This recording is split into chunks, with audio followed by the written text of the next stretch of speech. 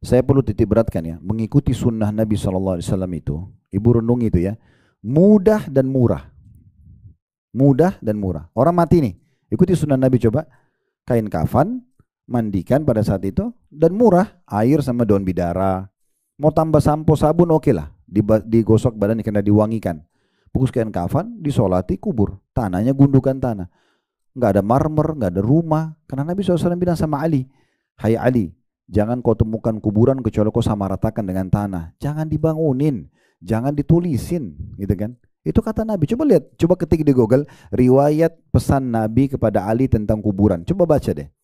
Nabi bilang begitu. Kenapa sekarang kita pakai pagar, pakai marmer, pakai rumah-rumahan? Kan ini agak unik. Ya gitu. Tapi kalau diingatkan, wah ini garis keras. Lu subhanallah, Nabi yang bilang. Gimana caranya garis keras untuk menghindari perbuatan dia supaya tidak berubah, maka dia langsung mencap orang lain salah. Kan kita harus berjaksana ya. Jadi itu penting banget untuk memahami masalah seperti ini. Ya. Jadi murah sekali kalau ikuti sunnah itu. Orang meninggal tadi takziah, murah sekali kan? Karena yang sedang sedih nggak usah lagi sibuk untuk biayai tamu yang datang. Yang datang yang bawain makanan untuk mereka supaya mereka makan, minum gitu ya. Saya pernah pulang dari salah satu rumah artis kita ya waktu itu. Saya ceramah di depan beberapa teman-teman artis semuanya kumpul. Terus drivernya beliau, waktu saya pulang karena saya tidak bawa kendaraan, bilang sama saya, ini dia cerita sama saya sendiri berdua di mobil gitu. Bilang, Ustadz, saya ini bukan itu. Dia sebutkan ormas di Indonesia. Saya sebutkan, dia bilang gitu ya. Terus kemudian, tapi saya bingung Ustadz. Saya minggu lalu dia bilang, ayah saya meninggal dunia di kampung. Ayah saya meninggal dunia di kampung. Kemudian saya ditelepon sama kiainya, lalu dia bilang begini, kamu mau ambil paket yang mana? Terus saya bingung, paket apa? Ya paket 3 hari, 7 hari, 40 hari.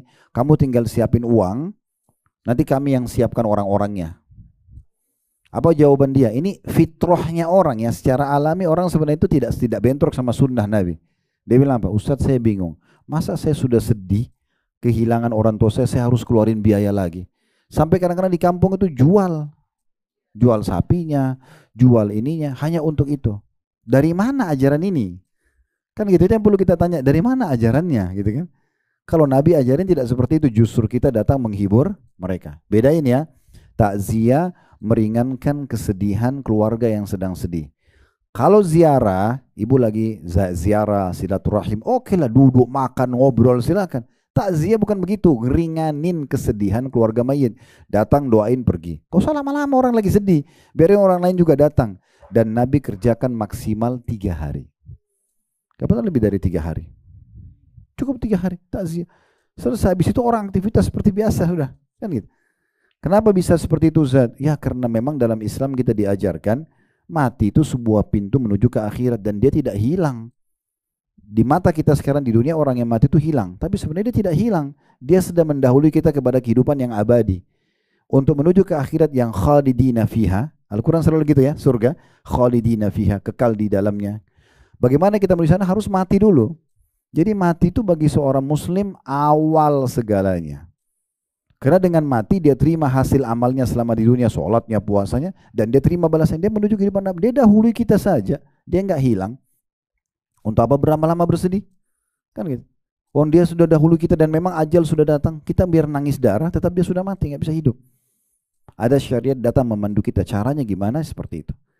Kalau untuk mayitnya, tadi kan takziah meringankan keluarga mayit. Kalau untuk mayit, dari pertama dia hembusin nafas terakhir sampai kita hembusin nafas terakhir, doain.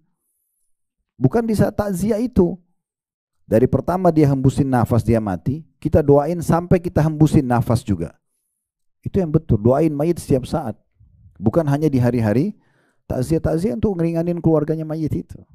Itu dalam komponen syariat yang benar ya, seperti itu. Jadi akan ringan. Tapi kalau lawan daripada sunnah, subhanallah, biasa orang bid'ah ya. Lawan dari sunnah itu, bid'ah itu sulit, mahal. Orang kalau mati, lah ikutin sunnah, susah. Saya pernah lihat ada keluarga meninggal, kain kafannya harus ditulisin ukir-ukir. Kain kafan itu kan harus kain polos ya, dibuatin kayak baju, digunting, dipakein di badannya, gitu kan. Terus ada tradisi yang unik-unik gitu ya. Kadang-kadang pada saat dibungkus dengan kafan itu harus pada saat dibawa ke kuburan disentakin gerandanya itu sebelum masuk ke kuburan.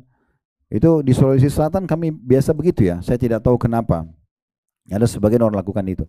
Saya juga pernah di Jawa Timur, jenazahnya sebelum pas keluar rumah, sebelum bawa kuburan, itu diangkat, terus ada keluarganya keliling.